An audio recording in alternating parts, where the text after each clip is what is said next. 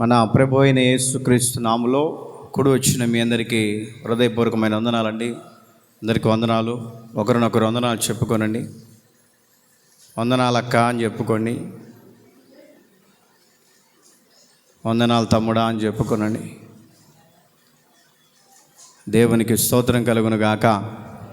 హల్లెలూయా. గడిచిన ఆదివార దినాల నుంచి దేవుడు నాకు ఇచ్చినటువంటి వరములను బట్టి, ఆధిక్యతను బట్టి దేవుడు చక్కటి వాక్యాలతో సంఘాన్ని బలపరుస్తున్నాడని నేను నమ్ముచూ ఉన్నాను. చక్కటి వాక్యముల ద్వారా దేవుడు మన సంఘాన్ని వృద్ధి పొందిస్తున్నాడని నమ్ముచూ ఉన్నాను. ఇంకా ప్రతి నెల ఒకసారి సంఘ క్షేమాభివృద్ధి కూడికని పెట్టుకొని ఈ రీతిగా సంఘాన్ని మనం బలపరుచుకుంటూ, ఈ రీతిగా సంఘాన్ని ఐక్యపరుచుకుంటూ, ఈ రీతిగా దేవుడు మన సంఘాన్ని ఆశీర్వదిస్తున్నాడని గాఢంగా నేను నమ్ముచూ ఉన్నాను. హల్లెలూయా, హల్లెలూయా. నేను రాకముందు ఇంత గ్రాండ్గా జరిగేవి అని నేను అనుకోలేదు. దేవుని యొక్క మహాకృపను బట్టి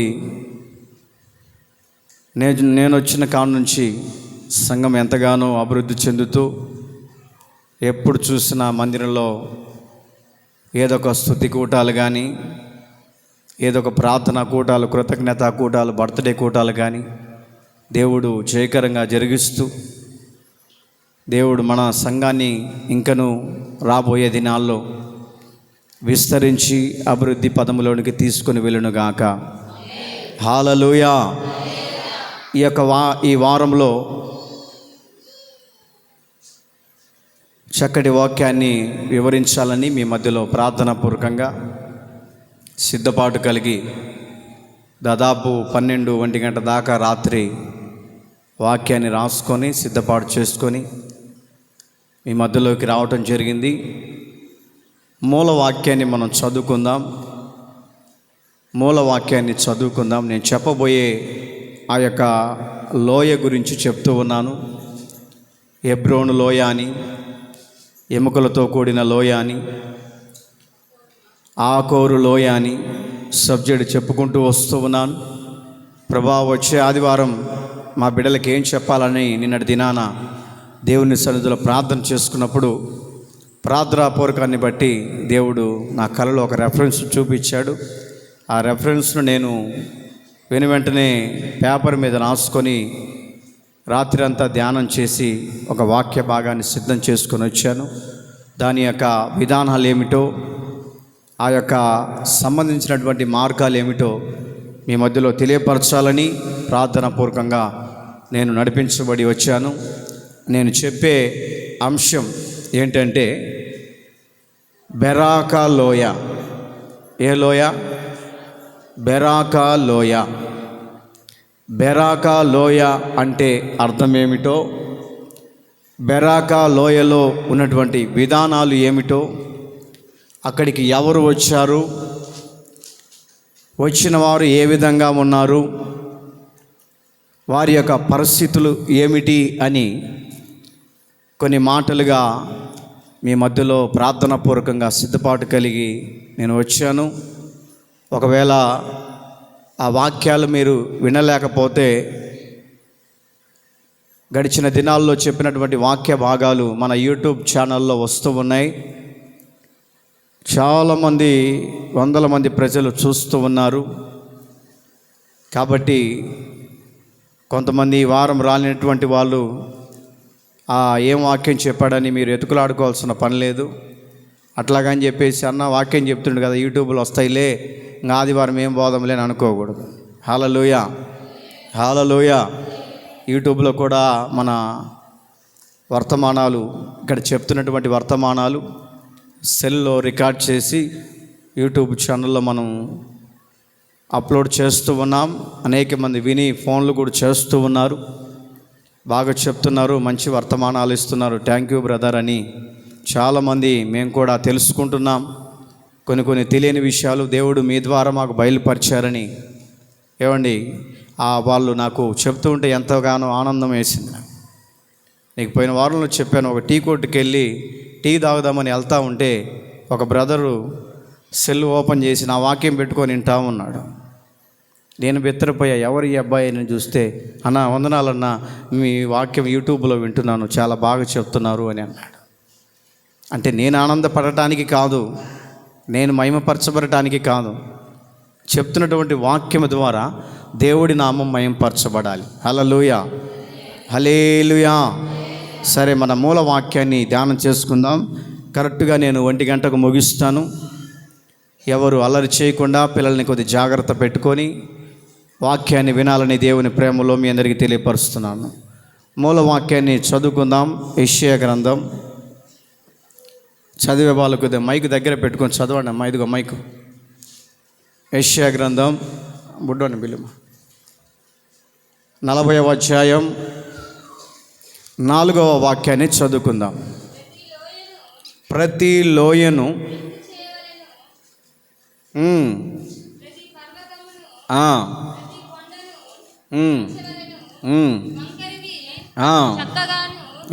కరుకైనవి సమముగాను ఉండవలెను. చాలండి. క్రీస్తునందు ప్రియ దేవుని బిడ్డలారా, మనం చదువుకుంటున్నటువంటి మూల వాక్య భాగాన్ని గమనిస్తే, ప్రతి లోయ ఎత్తు చేయబడాలి, ప్రతి లోయ ఎత్తు చేయబడాలి అనంటే, ఆత్మీయ జీవితంలో మనం కృంగిపోతున్నటువంటి స్థితిగతుల మధ్యలో, ఆత్మీయ జీవితం కృంగిపోతున్నప్పుడు, ఆత్మీయ జీవితం నలుగుతున్నప్పుడు, ఆత్మీయ జీవితం కృషించి వేసారిపోతున్నటువంటి సందర్భాలలో అక్కడ రాయబడినటువంటి మాటను గమనిస్తూ ఉంటే, ప్రతి లోయ ఎత్తు చేయబడాలి. ఆత్మీయ జీవితంలో కృంగిపోతున్నటువంటి ఆ స్థితిగతుల మధ్యలో ఉన్నటువంటి దేవుని బిడ్డలు, కృంగిపోతున్నటువంటి ఆ దేవుని బిడ్డలు, మా జీవితంలో ఎండిపోయిన జీవితం కలుగుతుంది, ఎండినటువంటి పరిస్థితుల మధ్యలో మేము నడిపించబడుతున్నాం, ఇదివరకు వాక్యము లేక మా ఆత్మీయ జీవితం ఎండిపోయింది, ఇదివరకు ఆత్మీయ నడిపించే నాయకుడు సరిగా లేక చల్లా చెదురుగా మార్చబడ్డాం, ఇదివరకు పలకరించే దిక్కు లేక, పరామర్శించే దిక్కు లేక దారి తప్పి తిరిగిపోయాం, ఇదివరకు మమ్మల్ని ఆదుకునే దిక్కు లేక, మా కోసం ప్రార్థన చేసే దిక్కు లేక ఎటో వెళ్ళిపోయాం, మా కోసం ప్రార్థించే దైవజనులు కరువైపోయి, మా కోసం కన్నీరు కార్చే దైవజనులు కరువైపోయి, మా కోసం ప్రలాపించే దైవజనులు కన్నీరైపోయి, కనుమరుగైపోయి, దూరమైపోయి, మా కుటుంబ స్థితి లోయలు అనబడుతున్నటువంటి స్థితిగతుల మధ్యలో నడిపించబడ్డాం అని చెప్పుకుంటూ వస్తూ ఉంటారు ప్రతి వారు. నా ప్రియా దేవుని బిడ్డలారా, ఆత్మీయ జీవితంలో ఇప్పటి నుంచైనా కూడా ఎదుగుతూ నడిపించబడుతున్నటువంటి వ్యక్తి, ఇప్పటి నుంచైనా కూడా ఆసక్తికరమైనటువంటి మార్గాల్లో నడిపించబడే వ్యక్తి, ఇప్పటి వరకు కూడా దేవుని సన్నిధానానికి వడివడిగా వెళ్ళాలన్నటువంటి స్థితిగతుల మధ్యలో నడిపించబడుతున్నటువంటి వారి ఆత్మీయ జీవితాలను నా దేవుడు లేవనెత్తునుగాక. చెప్పండి గట్టిగా. దీన స్థితిలో నుంచి సంపన్న స్థితికి నా దేవుడు తీసుకొని వెళ్ళునుగాక. సోమరితనాన్ని నా దేవుడు తొలగించునుగాక. ఆత్మీయ జీవితంలో రాబోయే దినాలలో డెవలప్ చేయనుగాక. ఎందుకు ఈ మాట చెప్తున్నానంటే, ఆత్మీయ జీవితంలో దిగజారిపోయినటువంటి వారి పరిస్థితులను జ్ఞాపకం చేసుకొని, అందుకని భక్తుడైనటువంటి యెషయా గ్రంథకర్త చెప్తున్నటువంటి మాటను జ్ఞాపకం చేసుకుంటే, ఆ మాటకు ఈ మాటకు ఎంత దగ్గర సంబంధం ఉందో, ఆ మాటకు ఈ మాటకు ఎంత ప్రసిద్ధిగాంచినటువంటి పరిస్థితుల మధ్యలో ఉన్నారో మనము గమనించుకుంటూ పోవాలి. ఎందుకో తెలుసా? ఆత్మీయ జీవితంలో కృంగిపోయినటువంటి మన జీవితాన్ని మన యొక్క ఆత్మీయ జీవితాన్ని లేవనెత్తడానికి, ఉన్నతమైన స్థానములోనికి తీసుకొని వెళ్ళటానికి, ఉన్నతమైనటువంటి పరిస్థితుల మధ్యలో నడిపించడానికి, ఉన్నతమైనటువంటి విధానంలోనికి దేవుడు ముందుకు తీసుకొని వెళ్ళటానికి ఈ మిట్ట మధ్యాహ్న వేళలో ఆరాధన చేసే యోగ్యుడిగా, అద్భుతాలు చేసే యోగ్యుడిగా, అద్భుతాలు ఆశ్చర్య కార్యాలు మన జీవితంలో నడిపించే నాయకుడిగా ఎందుకు ఇక్కడ నిలిచి ఉన్నాడు అంటే పరిశుద్ధాత్మ నింపుదల ఈ ప్రాంతంలో నిలిచి ఉంది. పరిశుద్ధాత్మ కాపుదల ఈ మందిరంలో నిలిచి ఉంది. పరిశుద్ధాత్మ ఏమని వరములు ఒక్కొక్కరి మీదకి నా యొక్క దేవుడు ఒక్కొక్కరి మీదకి ఏమండి వరములను కుమ్మరిస్తూ ఉన్నాడు. కారణం ఏంటో తెలుసా? నీ ఆత్మీయ జీవితాన్ని డెవలప్ చేయడానికి, ఆత్మీయ జీవితాన్ని వృద్ధి పొందించడానికి, ఆత్మీయ జీవితంలో ఉన్నటువంటి ఆ యొక్క కృంగిపోయిన స్థితిని ఏ విధము చేతనైనా లేవనెత్తడానికి, ఏ విధంగా చేతనైనా ఆ కృంగిన స్థితిలో నుంచి నిన్ను లేవనెత్తి ఉన్నతమైన స్థానములో నిలపటానికి దేవుడు నాలాంటి దైవజనులు ఇక్కడికి తీసుకొని ఆత్మీయ జీవితంలో బలపడటానికి, ఆత్మీయ జీవితంలో నిరసనటువంటి నీ స్థితిగతులని దేవుడు ఉజ్జీవింప చేయడానికి దేవుడు మాలాంటి సావుకులు ఇక్కడికి తీసుకుని వచ్చాడు. ఎందుకో తెలుసా? ఉన్నతమైనటువంటి ఏమని పర్వతం మీదకి వెళ్ళటానికి, కొండ మీద కట్టబడిన పట్టణం వలె నీవు ఆశీర్వదించబడటానికి దైవజనులను ఏమని ఇక్కడికి తీసుకుని వచ్చాడు. ఎందుకో తెలుసా? ఆత్మీయ జీవితంలో రాబోయే దినాల్లో నీవు అభివృద్ధి పదములో నడిపించబడటానికి. ఏమిటి ఈ లోయ అనబడుతున్నటువంటి స్థితిగతులు అని అంటే వంకర మార్గములను సరిచేయటానికి, గరుకైనటువంటి మార్గములను సరిచేయటానికి, గరుకైనటువంటి స్థితిగతుల మధ్యలో ఉన్నటువంటి వారిని సరిచేయటానికి దేవుడు ఒక మార్గాన్ని నియమించాడు. దేవుడి యొక్క ఏమని మార్గాన్ని మనకు చూపిస్తున్నాడు. ఇదిగో ఈ మార్గము గుండా నువ్వు వెళ్తే ఆశీర్వదించబడతావని, ఇదిగో ఈ మార్గం గుండా నువ్వు వెళితే విశాలమైనటువంటి మార్గం మన కొరకు ఎదురు చూస్తూ ఉంది, విశాలమైనటువంటి పరలోక పట్టణం ఎదురు చూస్తూ ఉంది, విశాలమైనటువంటి స్థితిగతుల మధ్యలో మనం నడిపించబడబోతున్నామని దేవుడు ఏమని మనకు ఒక మార్గాన్ని చూపిస్తున్నాడు. ఏమిటా మార్గం అంటే యేసు క్రీస్తు ఏర్పాటు చేసినటువంటి జీవ మార్గం. హల్లెలూయా, హల్లెలూయా. ఆ జీవ మార్గములో ఏమని గరుకైనటువంటి పరిస్థితులు ఎదురవుతాయి. ఆ జీవ మార్గమును నడిపించబడేటప్పుడు కష్టాలు ఎదురవుతాయి, ఇరుకు ఇబ్బందులు ఎదురవుతాయి, శోధనలు ఎదురవుతాయి, నిందలు అవమానాలు ఎదురవుతాయి. అయినప్పటికీ కూడా మనకు ఎదురుగా ఉంచబడినటువంటి విశాలమైన మార్గములో అడుగు పెట్టడానికి వీటన్నిటిని మనమందరము కాలుతో తొక్కి ముందుకు వెళుదుముగాక. హల్లెలూయా, హల్లెలూయా. వాటన్నిటిని మనము ఎదుర్కొని పరలోక రాజ్యము అనబడుతున్నటువంటి ఆ నూతనమైనటువంటి బంగారు వీధులలో మనమందరము చేరుదుముగాక. నేను చెప్పబోయే అంశం ఏమిటంటే బెరాకా లోయ. బెరాకా లోయలో ఉన్నటువంటి అనుభవాలు ఏమిటి? కొన్ని మాటలుగా మీకు వివరించి ఈ వాక్యాన్ని నేను ముగిస్తాను. చదువుదాం. దినవృత్తాంతాల 2వ గ్రంథం 20వ అధ్యాయం. దినవృత్తాంతాల 2వ గ్రంథం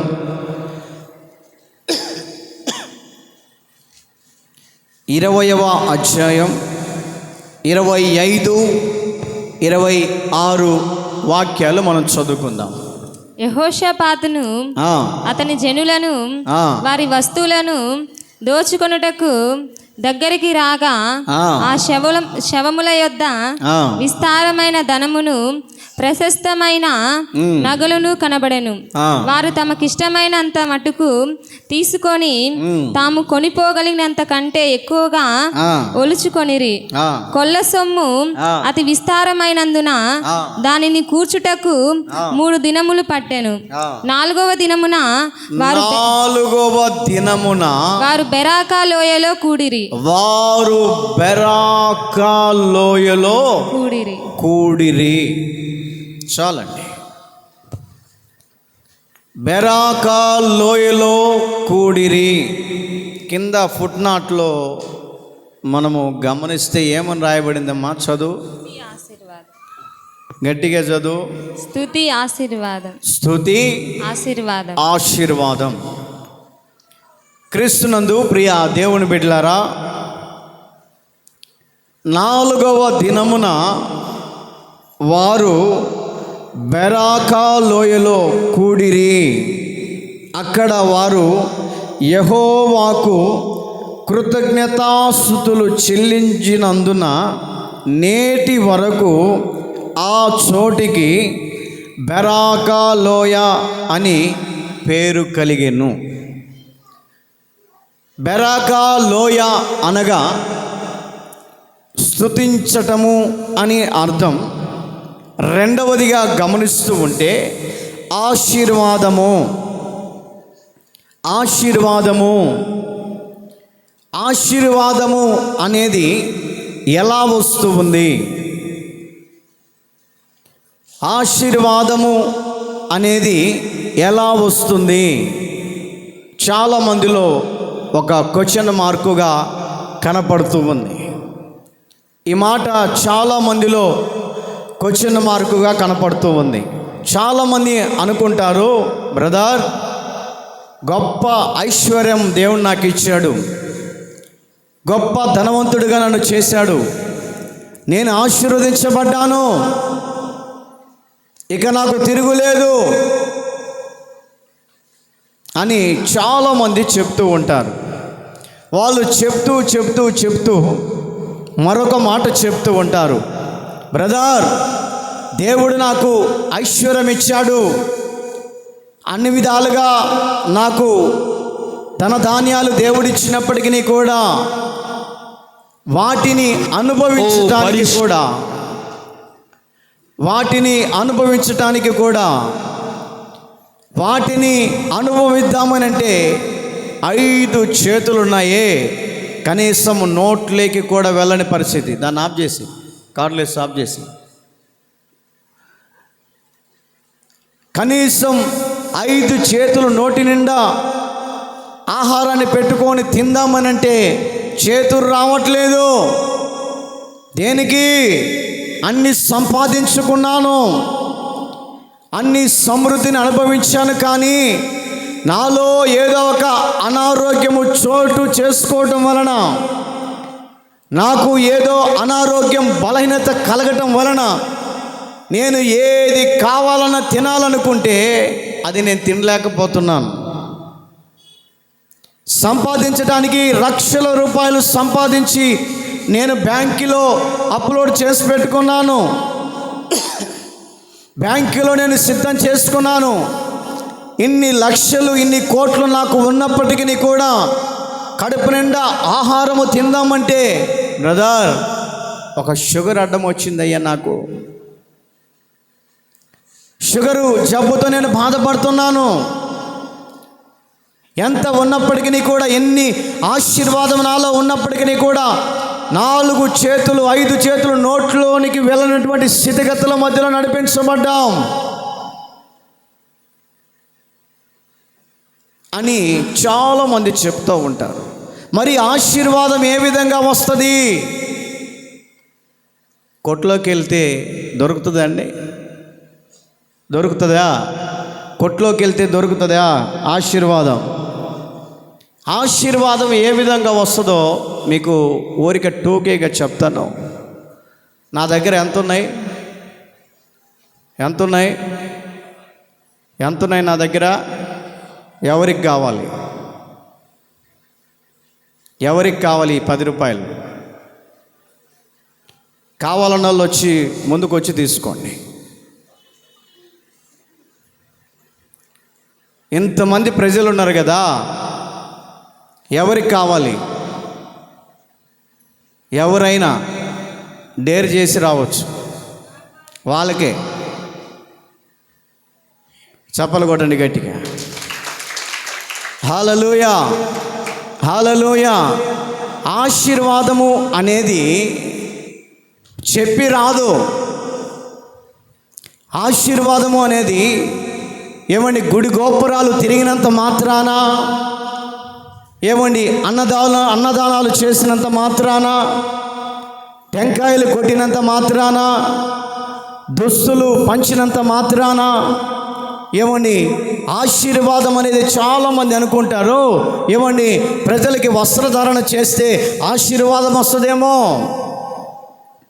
ప్రజలకు అన్నదానం చేస్తే ఆశీర్వాదం వస్తుందేమో, ప్రజలకి కడుపు నిండా భోజనం పెడితే ఆశీర్వాదం వస్తుందేమో, ప్రజలకి ఏదో ఒక విధానాలలో నేను హెల్ప్ చేస్తే ఆశీర్వాదం వస్తుందేమో అని చెప్పి చాలామంది ప్రజలు ఈ రోజున కోకొల్లలుగా ఏమండి ఆశీర్వదించబడటానికి తన ఇష్టం వచ్చినటువంటి విధానాల్లో నడిపించబడుతుంటారు. అందుగుండా దేవుని ఆశీర్వాదము రాదు, దాని గుండా దేవుని ఆశీర్వాదము రాదు. ప్రజలు మాత్రమే తృప్తిపరచబడతారు. అమ్మో ఆయన దగ్గరికి వెళ్తే ఒక 10,000 సహాయం చేశాడు, అమ్మో ఆయన దగ్గరికి వెళ్తే ఇంత నాకు సహాయం చేశాడని వాటి వరకు మాత్రమే ఏమండి ఆ వ్యక్తికి నీకు మాత్రమే మహిమ కలుగుతుంటుంది, కానీ దేవుని యొక్క విధానములో మహిమ కలగదు. ఆశీర్వాదం ఏ విధంగా వస్తుంది అంటే, ఇప్పుడు నేను చూపించాను కదా, 10 రూపాయలు చూపించి ఎవరికి కావాలని అంటే ఎంతమందిలో ఒకళ్ళు వచ్చారో చూడండి, వారే ఆశీర్వదించబడిన వ్యక్తులు. హల్లెలూయా, హల్లెలూయా. దేవుడిచ్చే ఆశీర్వాదం కూడా ఆ విధంగా ఉంటుంది. నన్ను ఆశీర్వదించు, నన్ను ఆశీర్వదించు, నన్ను ఆశీర్వదించు అన్నంత మాత్రాన దేవుని ఆశీర్వాదం నీ దగ్గరికి రాదు. దేవుని ఆశీర్వాదం ఏమండి దేవుడి దగ్గర ఏమండి బ్రతిలాడుకున్నంత మాత్రాన పొరపాటున ఆశీర్వాదం రాదు. ఆశీర్వాదము అనేది ఏమండి దేవుడిచ్చే ఆశీర్వాదం అనేది అనుకోని రీతిగా ఆశీర్వాదం కుటుంబాలను వెంటాడుతుంది. ఇప్పుడు నేను ఇచ్చినటువంటి 10 రూపాయలు ఏమండి మీరందరూ అనుకున్నారు నాకు కావాలని. ఎవరికి దక్కాలనో చెప్పండి, ఎవరికి దక్కాలనో? అదే దేవుడిచ్చే ఆశీర్వాదం కూడా ఎవరికి దక్కాలో వారికే ఇచ్చి వెళతాడు. ఆశీర్వాదం కూడా ఎవరికి ఇవ్వాలనో వారికి ఇచ్చే వెళ్తారు. దేవుడిచ్చే ఆశీర్వాదం బైబిల్లో ఒక చోట రాయబడింది. సామెతల గ్రంథంలో 10వ అధ్యాయం 22వ వాక్యాన్ని చదువుకుందాం. సామెతల గ్రంథం యెహోవా ఆశీర్వాదం నరుల కష్టము చేత ఆ ఆశీర్వాదము ఎక్కువ కాదు. నా ప్రియ దేవుని బిడ్డలారా, దేవుని ఆశీర్వాదం ఏ విధంగా ఉంటుందంటే ఏమండి నరుల కష్టముతోటి ఆ ఆశీర్వాదం ఎక్కువ కాదు. ఈ రోజున నా ప్రియ దేవుని బిడ్డలారా, రెక్కాడితే డొక్కాడని పరిస్థితుల మధ్యలో మనము కూలీ నాళాలు చేసుకుంటున్నాము. చూడు, దేవుడు మనకిచ్చినటువంటి ఏమండి ఆ చిన్నపాటి కూలిని బట్టి, ఆ చిన్నపాటి చేసే జీవితాన్ని బట్టి, ఆ చిన్నపాటి ఆ స్థితిగతులను బట్టి ఏమండి కూలీలు నాణ్యాలు చేసుకొని బ్రతుకుతున్నాము. చూడు ఏమండి ఇక్కడ ఎవరిని అడిగినా కూడా నా ప్రియ దేవుని బిడ్డలారా, మీరందరూ చెప్పగలిగే మాట ఏంటంటే, అయ్యా మేము కష్టపడుతున్నటువంటి కష్టాజీతంలో కడుపు నిండా 3 పూట్ల మేము తినగలుగుతున్నాం. కడుపు నిండా 3 పూట్ల మేము తినగలుగుతున్నాం. నా పిల్లలకి నేను పోషించుకోగలుగుతున్నాను. నా పిల్లలకి నేను సమృద్ధిగా పెట్టగలుగుతున్నాను. ఆ మాటకు నీవు చెబుతున్నటువంటి ఆ సంతోషకరమైనటువంటి మాట ఏంటంటే దేవుడిచ్చే ఆశీర్వాదం అని మనం నమ్మకం కలిగి ఉండాలి. దేవుడిచ్చే ఆశీర్వాదం ఇదే. ఎంతోమంది నా ప్రియ దేవుని బిడ్డలారా, తినటానికి తిండి లేక బస్ స్టాండ్ల మధ్యలో ఏమండి సెంటర్లలో అక్కడక్కడ ఎంతోమంది కుమిలిపోతున్నటువంటి వాళ్ళు ఉన్నారు. ఎంతోమంది ఆహారం లేక నలిగిపోతున్నటువంటి వారు ఉన్నారు. కుటుంబ సమస్యల్లో వలయాల్లో పడిపోయి ఏమండి విసికి వ్యాసారిపోయి సన్యాస జీవితాన్ని కలిసే వాళ్ళు చాలామంది ఉన్నారు. నీకు ఆ స్థితిని దేవుడు రానివ్వకుండా, ఆ పరిస్థితిని దేవుడు నీకు రానివ్వకుండా, ఆ స్థితిగతుల మధ్యలో నిన్ను దేవుడు నడిపించకుండా 3 పూట్ల ఏమండి ఆ చేతితో 5 వేలతో తినగలిగినటువంటి 3 పూట్ల తినగలిగినటువంటి సమృద్ధిని ఇస్తున్నాడు. చూడు, అదే దేవుని ఆశీర్వాదం అని తలంచాలి. అదే దేవుని యొక్క ఆశీర్వాదమని దేవుని సన్నిధిలో నమ్మకము కలిగి ఉండాలి. 4వ దినమునట వారు ఆ చోటుకి వెళ్ళి యెహోవాకు కృతజ్ఞతాస్తుతులు చెల్లించిరి. 4వ దినమున ఆ యొక్క స్థలానికి వెళ్ళి యెహోవాకు కృతజ్ఞతాస్తుతులు చెల్లించారు. ఎందుకో తెలుసా? ఎందుకు కృతజ్ఞతాస్తుతులు చెల్లించారు? ఎందుకు దేవుని నామాన్ని గణపరిచారు? ఎందుకు దేవుని నామాన్ని స్తుతించగలిగారు అని అంటే ఏమండి, ఒక ప్రక్క నా ప్రియ దేవుని బిడ్డలారా, ఏమండి మోయాబీలు, ఒక పక్క అమ్మోనీయులు, ఏమండి ఒక పక్క ఆ యొక్క అమ్మోనీయులు మోయాబీలు, ఏమండి దేవుని ప్రజలు అనబడుతున్నటువంటి ఇశ్రాయేలు ప్రజలని ఏ విధము చేతనైనా హతమార్చటానికి, ఇశ్రాయేలు ప్రజలని ఏ విధము చేతనైనా జయము కలగనివ్వకుండా, ఏ విధము చేతనైనా ఆ ఇశ్రాయేలు ప్రజలని హతమార్చి, ఆ రాజుతో సహా హతమార్చి, ఏమండి ఆ యొక్క దేవుని బిడల సొమ్మును ఏమండి కొల్లగొట్టుకోవటానికి, దేవుని బిడల వస్తువులను ఏమండి ఎత్తుకొని వెళ్ళటానికి, దేవుని పిల్లల్ని సమూల నాశనము చేయటానికి, ఏమండి ఆ యొక్క ఇద్దరు దేశపు వాళ్ళు ఎవరయ్యా అనంటే మోయాబీలట, అమ్మోనీయులట.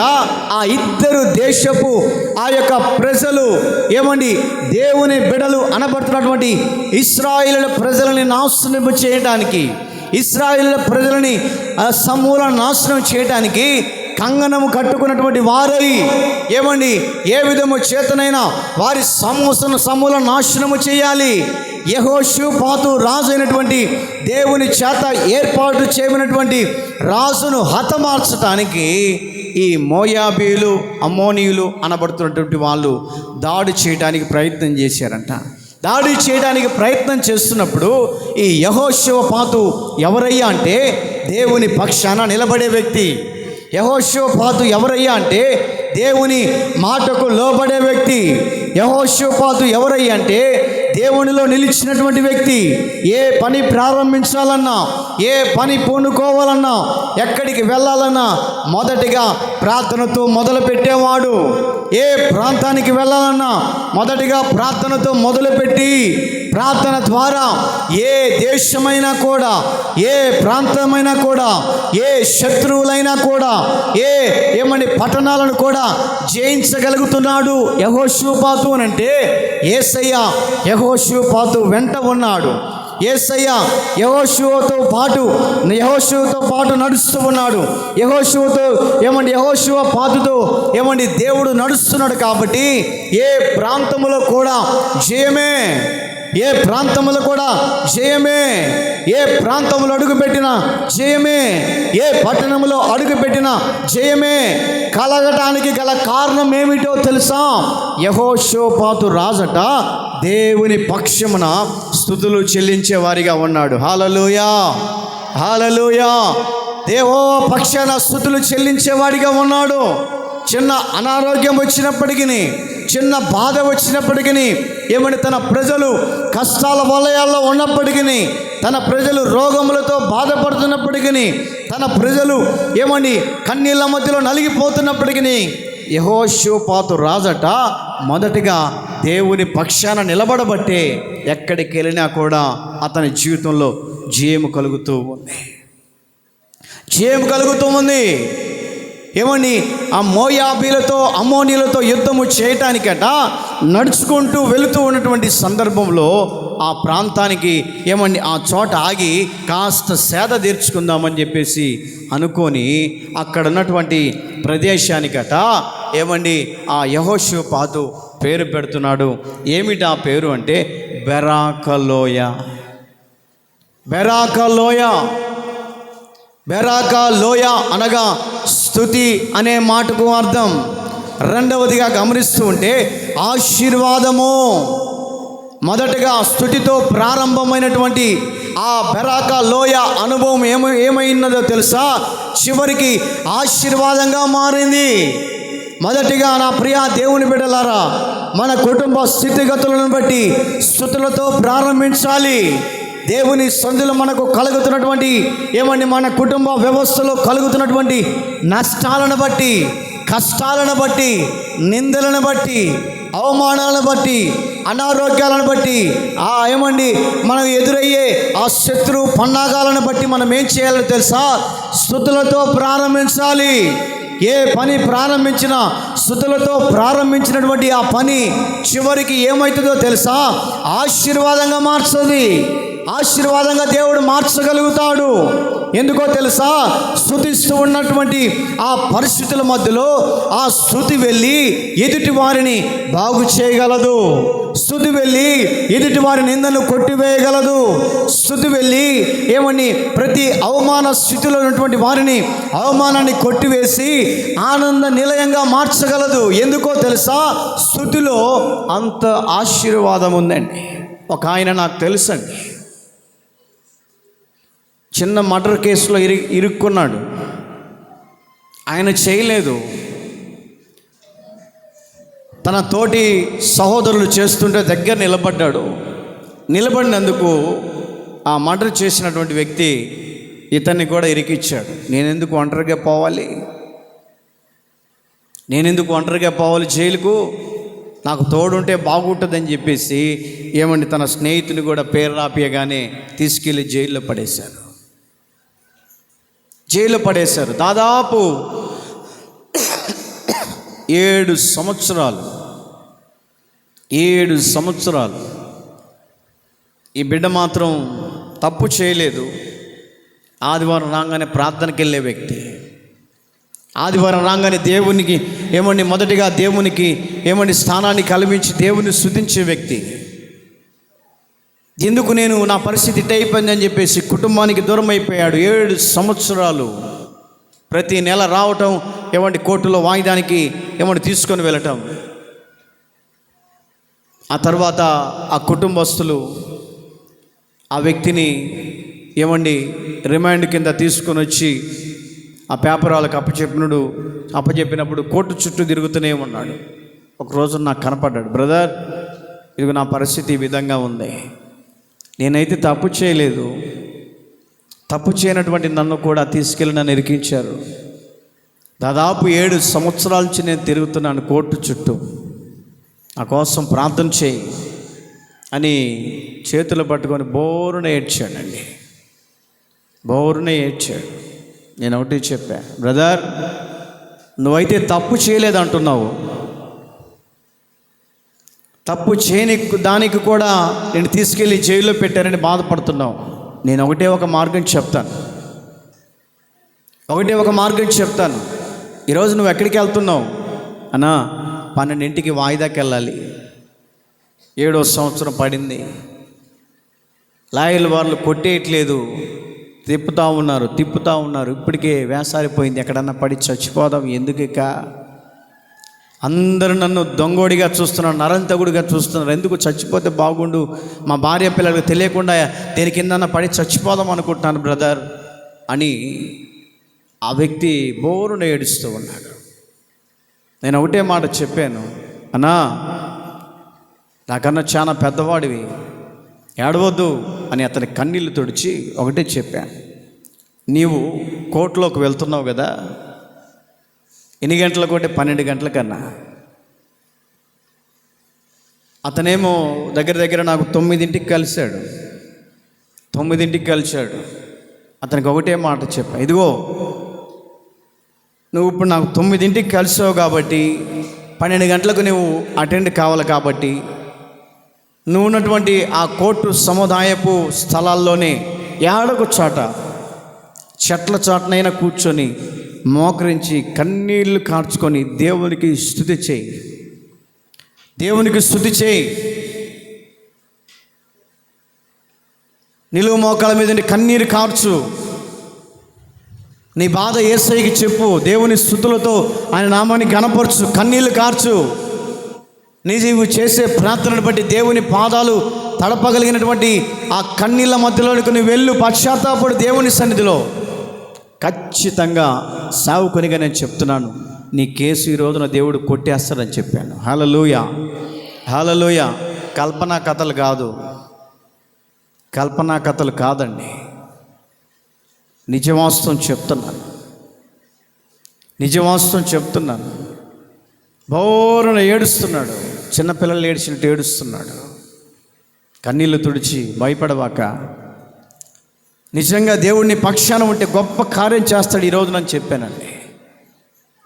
ఎప్పుడైతే ఆ బిడ్డకు దుఃఖపడుతున్నటువంటి కన్నీళ్ళ మధ్యలో ఉన్నటువంటి ఆ స్థితిగతులను నేను చూసినప్పుడు వెంటనే అతను ధైర్యం తెచ్చుకొని, అమ్మో దేవుని సేవకుడి మాట చెప్పాడు కదా, ఏమైంది, దేవుని సన్నిధి ఇదే అనుకొని ఆ కోర్టు స్థలాల్లో కూర్చొని ప్రార్థన చేసుకుందామని ఆ గార్డెన్ ఉంటే ఆ గార్డెన్ పక్కకెళ్ళి మోకరించి నీళ్ళు మోకాల మీద ఉండి ఒక పక్క ఎండ కాస్తుంది, 2 చేతులెత్తి ప్రార్థన చేస్తున్నాడట.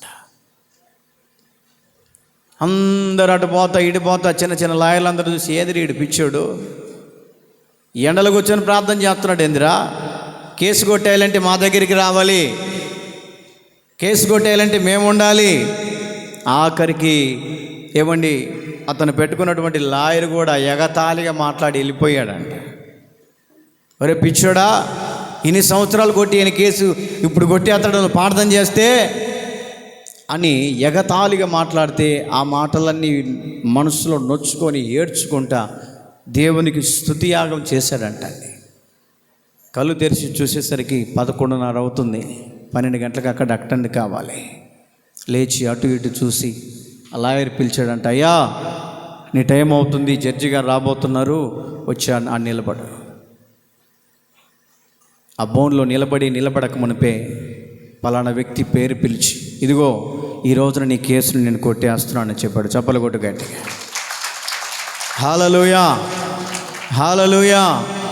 ఆ వ్యక్తి ఎప్పుడైతే జడ్జి గారు చెప్పిన మాట వినగానే సంతోషం పట్టుకోలేక, నా యేసయ్య నా యొక్క స్తుతి యాగాన్ని అర్పించాడని అక్కడే మోకరించి కన్నీళ్లు కార్చి ఏడ్చుకున్నాడట.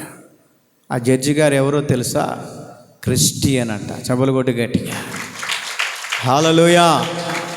రెండవది ఏదో తెలుసా? ఈ ఇంటి పేరు కలిగినటువంటి వ్యక్తే జడ్జి గారు అంట. హల్లెలూయా. చూసారా, ఇతని ఇంటి పేరు జడ్జి గారి ఇంటి పేరు ఒకటే. జడ్జి గారు చూసుకొని, ఒరే ఈడెవడో మావోడు లాగున్నాడు, నా ఇంటి పేరు లాగున్నాడు అని చెప్పేసి దేవుడు ఏం చేశాడంటే, ఎంత కష్టమైనటువంటి స్థితిగా ఎత్తున్నటువంటి పరిస్థితుల మధ్యలో నడిపించబడుతున్నా కూడా దేవుడు ఆ టయానికి తీసేస్తాడండి. ఆశీర్వాదం అంటే అదే.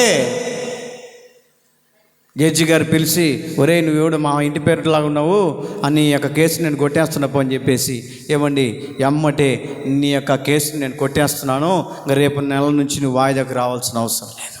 హల్లెలూయా. కారణం ఏంటంటే, దేవుని ఆశీర్వాదం అనేది అనుకోని రీతిగా వస్తుంది. ఆ వ్యక్తి మరుసటి రోజు నాకు కనపడి, నా ప్రియ దేవుని బిడ్డలారన్నా నీతో ఒక మాటలు మాట్లాడాలి, 1 నిమిషం ఆటో పక్కన ఆపుతామంటే పోదాంపా అని చెప్పేసి పక్కన ఆపాను. దేవుడు ఇట్లాంటి కార్యం చేశాడన్నా అని చెప్పేసి మధ్యాహ్నం పూట రెస్టారెంట్కి తీసుకెళ్ళాడు బిర్యానీ తినటానికి. నాకు వద్దన్నా పర్లేదు, నాకు వద్దనంటే లేదు వెళ్దాం పదా అని చెప్పేసి బిర్యానీ తినిపించి 2,000 రూపాయలు కానుక పెట్టి పంపించాడు. గొప్పగా చెప్పట్లేదు, నిజ వాస్తవం చెప్తున్నాను. దేవుడు నా పట్ల ఎన్నో కార్యం చేశాడు. లక్షల రూపాయలు పెట్టాను నేను. ఆశీర్వాదం అంటే డబ్బుతో కూడినటువంటి ఆశీర్వాదం కాదది.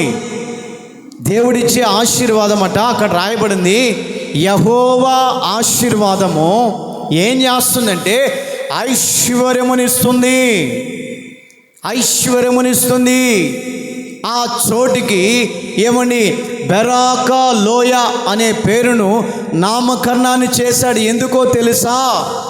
యెహోషాపాతు రాజు ఎందుకు ఆ ప్రాంతానికి బెరాకా లోయ అని పెట్టాడు? ఎందుకనంటే నా ప్రార్థన దేవుడు ఆలకించాడు. ఆ ప్రాంతానికి వచ్చి ఉండి నిలబడక మునిపే దేవుడు నా ప్రార్థన ఆలకించి ఆ అమోరీయులతోటి, ఆ యొక్క మోయాబీలతోటి నేను జయము పొందుకోవడానికి దేవుడు నా ప్రార్థన ఆలకించాడని ఆ చోటికట బెరాకా లోయ అని పేరు పెట్టగలిగినటువంటి స్థితిగతుల మధ్యలోనికి నడిపించబడడానికి గల కారణం ఏంటంటే స్తుతులు ఆ వ్యక్తిని కాపాడింది. స్తుతి ఆ వ్యక్తి జీవితాన్ని కాపాడింది. ఎవరైతే నా ప్రియ దేవుని బిడ్డలారా నీరసిల్లినటువంటి భక్తి మార్గంలో కృంగిపోతున్నటువంటి వారి స్థితిగతుల మధ్యలో మనం ఏమి చేయాలో తెలుసా? స్తుతుల సింహాసనాన్ని దేవుడికి వేసి ఆ స్తుతుల సింహాసనం మీద దేవుని కూర్చోబెట్టి ఆయన నామాన్ని గణపరిచేవారిగా ఉండాలి, ఆయన నామాన్ని స్తుతించే వారిగా ఉండాలి, ఆయన నామాన్ని ఉచ్చరించే వారిగా ఉండాలి. ఒకవేళ నీవు అనారోగ్యంతో బాధపడుతున్నావు అనుకో, ఒకటే ప్రార్థన చేసుకోవాలి. ఏమిటా ప్రార్థన అంటే, యేసయ్యా ఈ రోగంతో నేను బాధపడుతున్నాను కాబట్టి నీవు నన్ను స్వస్థపరుస్తున్నావు, నీవు నన్ను బాగు చేస్తున్నావు, నీవు నన్ను ముడుతున్నావు, అందులో నిమిత్తమై నీకు స్తోత్రమని ఎప్పుడైతే దేవుని నామాన్ని నీవు కార్యము జరగపోయినప్పటికీ కూడా జరిగించుతున్నందుకు నీకు వందనాలని ఎప్పుడైతే నువ్వు స్తుతి స్తోత్రాలతో యేసయ్య నామానికి దుర్గాన్ని నువ్వు స్థాపిస్తావో వెనువంటనే ఆకాశం నుంచి తొంగి చూస్తున్న దేవుడు ఏమనుకుంటాడో తెలుసా? ఓహో, ఈ మనిషిని నేను స్వస్థపరచకపోయినా కూడా స్వస్థపరచడం చెప్తుండు కాబట్టి ఈ వ్యక్తిని బాగు చేయాలి, ఈ వ్యక్తిని స్వస్థపరచాలి. ఎందుకంటే దేవుడు నా మీద నమ్మకం పెట్టుకొని నా మీద విశ్వాసం కలిగి దేవుని మందిరానికి వచ్చింది కాబట్టి, నా మీద నమ్మకత్వం కలిగి తన యొక్క అక్కరను బట్టి, తనకున్నటువంటి అవమానాలను బట్టి, తనకున్నటువంటి నిట్టూర్పులను బట్టి నా మందిరంలోనికి వచ్చి వేడుకుంది కాబట్టి ఏ విధము చేతనైనా ఆ బిడ్డ యొక్క దుఃఖాన్ని తొలగించి నాట్యముగా మార్చాలని నీ ఎడల దేవుడు తలంపు కలిగి ఉంటాడు. అవిశ్వాసపు విధానం రాకూడదు. అమ్మా జ్వరం వచ్చిందా, ఇదిగో సావుకుడి దగ్గరికి వెళ్ళి ప్రార్థన చేయించుకోకపోతే దేవుడు తగ్గిస్తాడట. అమ్మో, ప్రార్థన చేయించుకోమని దేవుడు తగ్గిస్తాడా? అవిశ్వాసపు మాట నీలో వచ్చిందనుకో దేవుడు తగ్గిస్తాడండి? తగ్గిస్తాడా? తగ్గించడు. దేవుడే నన్ను బాగు చేస్తున్నాడని ఎప్పుడైతే నమ్మకం కలిగి, ఎప్పుడైతే నమ్మిక దేవుని యందు ఉంచితే ఆ నమ్మిక ఉంచినటువంటి ఆ విధానాన్ని దేవుడు చూసి నిన్ను బాగు చేయటానికి దేవుడు ముందుకు వస్తాడు. నిన్ను దేవుడు స్వస్థపరచడానికి ముందుకు వస్తాడు. నువ్వు అనుకున్నటువంటి కార్యాన్ని దేవుడు చేయటానికి ఆయన ముందుకు వస్తాడు. కారణం ఏంటంటే నిన్ను స్వస్థపరిచే యెహోవాగా దేవుడు నీకు నిలబడ్డాడు. నిన్ను స్వస్థపరిచే యెహోవాగా దేవుడు నీకున్నాడు కాబట్టి స్వస్థపరిచే దేవుని దగ్గరికి వచ్చి స్తుతుల సింహాసనముతో ఆయనకు దుర్గాన్ని స్థాపించాలి. స్తుతుల సింహాసనముతో ఆయన మనం ఆహ్వానించాలి. స్తుతుల సింహాసనముతో ఆయన యొక్క నామాన్ని మనము నామకరణాలని వర్ణిస్తూ పలకాలి. ఆయన యొక్క నామాన్ని మనం ఏం చేయాలంటే ఉచ్చరిస్తూ దేవుని యొక్క నామాన్ని మనం ఎప్పుడైతే దుర్గాన్ని దేవునికి స్థాపించుకుంటామో దేవుడు చూసినటువంటి దేవుడు ఏం చేస్తాడంటే నీ యొక్క అనారోగ్యాన్ని దేవుడు ముట్టి స్వస్థపరిచి మరుసటి వారంలోనికి దేవుడు నిన్ను నీ కుటుంబాన్ని సాక్షిగా నిలబెట్టునుగాక. హల్లెలూయా, హల్లెలూయా. ఎవరు ఎదురు వచ్చారు అంటే అమ్మోనీయులు ఎదురుగా వచ్చారంట, మోయాబీలు ఎదురుగా వచ్చారంట. ఎవరికి? దేవుని బిడ్డలకు ఎదురుగొచ్చి వారిని హతము చేయటానికి ప్రయత్నించినప్పుడంట దేవుడు వారి యొక్క స్తుతుల ప్రార్థన దేవుడు అంగీకరించాడంట. వారు నోరు తెరిచి దేవుని స్తుతిస్తున్నప్పుడు ఆ స్తుతిని దేవుడు అంగీకరించి శత్రువులను సమూల నాశనం చేసిన తర్వాతట దేవుడు చెప్తున్నాడు, ఇదిగో యెహోషాపాతు, నేను చెప్తున్నాను, శత్రువులను మీరు హతం చేశారు కాబట్టి మీకు విజయం కలిగింది కాబట్టి వారి వస్తువులన్నీ తీసుకొని వచ్చి మీరు మోసుకోండి. ఇది వరకు ఆది కాలంలో కష్టపడే వాళ్ళు కాదు, బైబిల్లో ఉన్న మాటే. కష్టపడే వాళ్ళు కాదు. కష్టపడకుండా ఈ రాజు ఎదుటి వ్యక్తి దేశాన్ని ఏమండి ఎవరైతే జయిస్తారో వాళ్ళ సొమ్ములంతా తీసుకొని వచ్చి వీళ్ళు పెట్టుకునే వాళ్ళు. అదే వాళ్ళకు సమృద్ధి.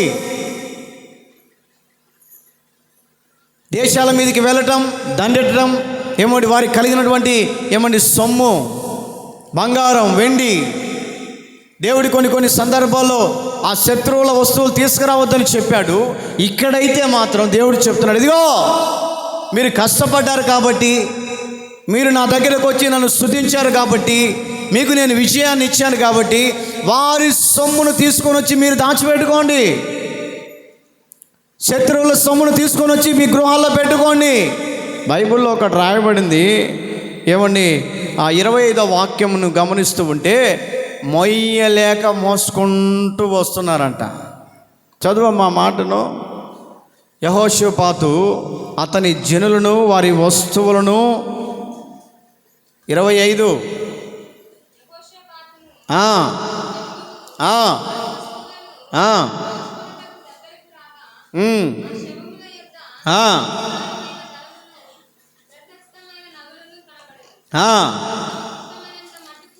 తమకు ఇష్టమైనంత మటుకు ఏం చేస్తున్నారంట? తీసుకొని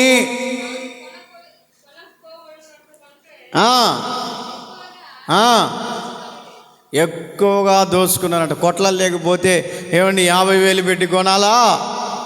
కొట్లలు లేకపోతే అయ్యా యజమానుడా తులం ఎంత అంటే తులమా 10,000 అమ్మా, తులము 10,000 కొంటే కొను లేత లేదు. ఈడెవరు అడగట్లే. తులం ఎంత అని అడిగి తెచ్చుకునే స్థితి లేదు. ఒక్కొక్కళ్ళు ఏమండి వాళ్ళకి ఇష్టం వచ్చినంత భుజాన్ని వేసుకొని వెళ్ళిపోతున్నారంట. అదే ఆశీర్వాదం. హల్లెలూయా, హల్లెలూయా. వారికి ఇష్టం వచ్చినంత దేవుడు చెప్తున్నాడు, ఇదిగో యెహోషాపాతు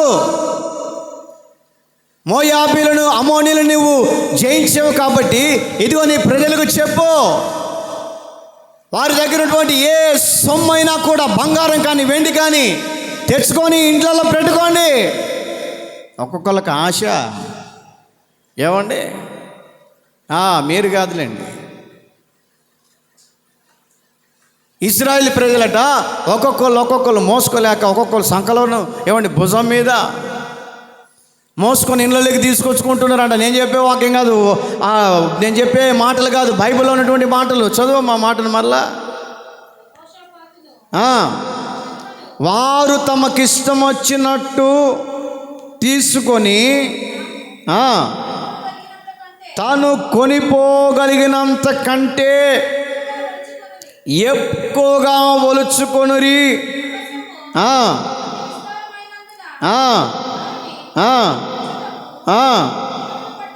3 దినాలు పట్టినాయంటండి. వాటన్నిటిని సమకూర్చుకోవడానికి 3 దినాలు, వాటన్నిటిని ఇంటికి తెచ్చుకోవడానికి 3 రోజులు పట్టిందంట. అదే ఆశీర్వాదం. ఈ రోజున నీవు నేను మనమందరము 3 పూట్ల భోజనము తినగలుగుతున్నాం సమృద్ధి కంటే అదే దేవుడిచ్చే ఆశీర్వాదం. ఆ దేవుడిచ్చే ఆశీర్వాదాన్ని మనము చేతులారా దూరం చేసుకోకూడదు. దేవుడిచ్చే ఆశీర్వాదాన్ని మనము ప్రేమతో స్వీకరించాలి. దేవుడిచ్చే ఆశీర్వాదాన్ని ప్రేమతో దగ్గరికి తీసుకోవాలి. దేవుడిచ్చే ఆశీర్వాదాన్ని సొంతము చేసుకోవాలి. దేవుడిచ్చే సమృద్ధిని మనము మన ఇంట్లో సమృద్ధిని భద్రపరచుకోవాలి. దేవుడిచ్చే ఆశీర్వాదమును బట్టి మనము మన కుటుంబము దేవుని సన్నిధిలో ఎప్పుడు ఆయన స్తుతించే వారిగా ఉండాలి. కారణం ఏంటంటే దేవుడు మనల్ని ఆశీర్వదించాడు అని, దేవుడు మనల్ని నమ్మకము కలిగి దేవుడు మనకు మంచి సంఘాన్ని అప్పగించాడని, దేవుని సేవకులు అప్పగించాడని, దేవుని సేవకుల వాక్యము ద్వారా దేవుడు మనల్ని మన కుటుంబాలను ఆశీర్వదిస్తున్నాడని నమ్మకత్వం కలిగి దేవునికి కృతజ్ఞతాస్తుతులు చెల్లించాలి. దేవుడు మనకిచ్చినటువంటి సేవకులను బట్టి కృతజ్ఞతాస్తుతులు చెల్లించాలి. దేవుడు మనకిచ్చినటువంటి సంఘమును బట్టి కృతజ్ఞతాస్తుతులు చెల్లించాలి. దేవుడు మనకిచ్చినటువంటి కుటుంబాన్ని బట్టి కృతజ్ఞతాస్తుతులు చెల్లించాలి. దేవుడు మనకిచ్చినటువంటి పిల్లలను బట్టి కృతజ్ఞతాస్తుతులు చెల్లించేవారిగా నీవు ఎప్పుడైతే నీవు ఉండగలుగుతావో నీ స్తుతి యాగములను బట్టి ఆయన నీ మధ్యలోనికి వచ్చి నీ ప్రార్థన అంగీకరించునుగాక. హల్లెలూయా, హల్లెలూయా. దేవుడు మన ప్రార్థన ఆలకిస్తాడు. కారణం ఏమిటి అంటే కృతజ్ఞతాస్తుతి. బెరాక లోయలోనికి వచ్చి ఏమండి వారు ఏమి చేస్తున్నారయ్యా అంటే దేవునికి కృతజ్ఞతాస్తుతి చేస్తున్నారు. దేవునికి కృతజ్ఞతాస్తుతి చేస్తున్నారు. బెరాక లోయ అనబడుతున్నటువంటి ఈ దేవుని మందిరానికి వచ్చావు చూడు. ఈ మందిరములో దేవునికి కృతజ్ఞతాస్తుతులు చెల్లించడం ద్వారా ఆయన నామం మహిమపరచబడుతుందట. ఆయన నామం ఘనపరచబడుతుంది. ఏ కుటుంబంలో అయితే కృతజ్ఞతాస్తుతి అనేది లేకుండా పోతుందో చీకటి విధానాలు కనపడుతుంటాయి. చాలామంది చెప్తుంటారన్నా కష్టపడుతున్నాం కానీ రూపాయి మాకు మిగలట్లేదు, కష్టపడతాం కానీ ఎటు పోయే ఆ 4 దావలు లెక్కున సంపాదించిన సొమ్ము ఎటు వెళ్ళిపోతుందో మాకు అర్థం కావట్లేదు, కష్టపడుతున్నాం 1000 రూపాయలు, కుటుంబం అంతా ఏమండి పిల్లల నుంచి పెద్దల వరకు కష్టపడుతున్నాం కానీ ఏమి రూపాయి మిగిలట్లేదు, వెనకేసుకోలేకపోతున్న కారణం ఏమిటి? బెరాక లోయ అనబడుతున్నటువంటి స్తుతించే వారితో నీ సహవాసాన్ని దూరమైంది కాబట్టి, నీ సహవాసానికి ఏమని దేవుని సహవాసానికి దూరంగా నువ్వు ఉంటున్నావు కాబట్టి ఆ కష్టపడినటువంటి కష్టం నిలబడలేకపోతుంది. ఇప్పుడైనా ఏమండి నీకు ఇచ్చినటువంటి ఆ కుటుంబం బట్టి దేవునికి స్తుతి స్తోత్రాలతో దుర్గాన్ని స్థాపించే వారిగా ఉండాలి. మనం దుర్గాన్ని స్థాపించేవారిగా ఉండాలి. దేవునికి దుర్గం ఏ విధంగా స్థాపిస్తామంటే ఏమండి మనం ఏం చేయాలంటే మొట్టమొదటిగా దేవుని మందిరంలోకి వచ్చిన మనము యేసయ్యా మా కుటుంబంలో నువ్వు గొప్ప మేలు చేస్తున్నందుకై నీకు స్తోత్రాలు, దేవాది దేవత దూతలతో కోట్ల దేవతలతో కొనియాడబడుతున్న దేవా నీకు స్తోత్రాలు, మహోన్నతుడు అయినటువంటి దేవా నీకు స్తోత్రాలు, మా కుటుంబంలో అద్భుతాలు చేస్తున్న దేవా నీకు స్తోత్రాలు, మా కుటుంబానికి ఆరోగ్యం ఇస్తున్న దేవా నీకు స్తోత్రాలు, మమ్మల్ని ఇంతవరకు సజీవ లెక్కలో ఉంచిన దేవా నీకు స్తోత్రాలని స్తుతి స్తోత్రాలతో ఆయన యొక్క నామాన్ని నీవు మహిమపరచగలిగితే, స్తుతి స్తోత్రాలతో ఆయనకి ఒక దుర్గాన్ని నీవు స్థాపించగలిగితే ఆ దుర్గంలోనికి వచ్చినటువంటి దేవుడు ఏం చేస్తాడంటే నీకు ఏ మేలు అవసరమో ఆ మేలుని దేవుడు నీకు ఇచ్చి వెళ్ళిపోతాడు. ఎక్కడా అంటే బెరాక లోయ అనబడుతున్నటువంటి స్తుతించే వారితో నీవు కలుస్తున్నప్పుడు, స్తుతించే వారితో నీ సహవాసాన్ని ఏర్పాటు చేసుకున్నప్పుడు, స్తుతించే దేవుని సేవకుడి యొక్క మార్గాల్లో నడిపించబడుతున్న నీ జీవితంలో కార్యములు మొదలు పెడతాడు. కారణం ఏమిటి?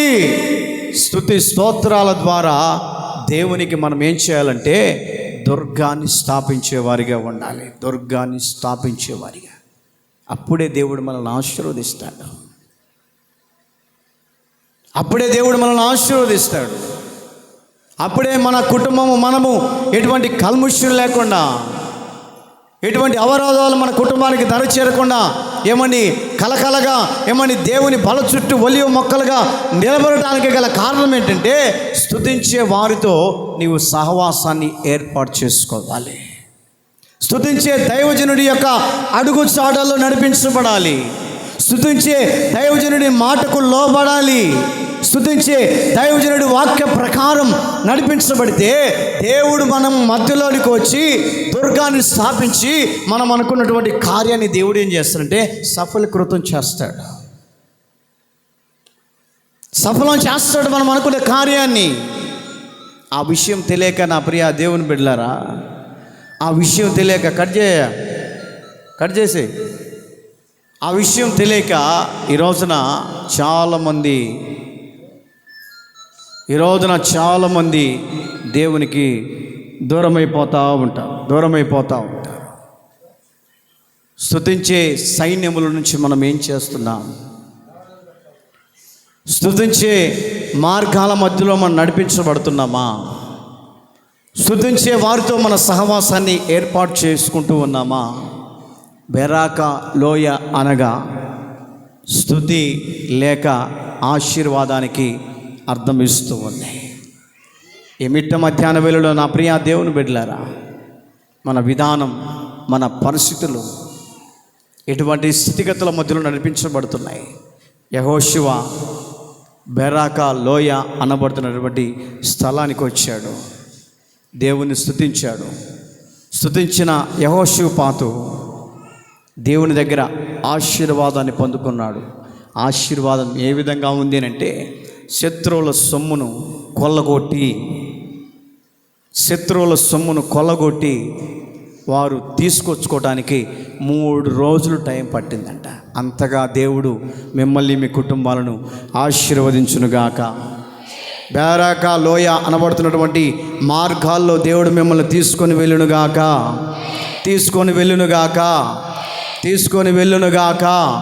తలలు వంచండి, కళ్ళు మూయండి, చిన్న ప్రార్థన చేసుకొని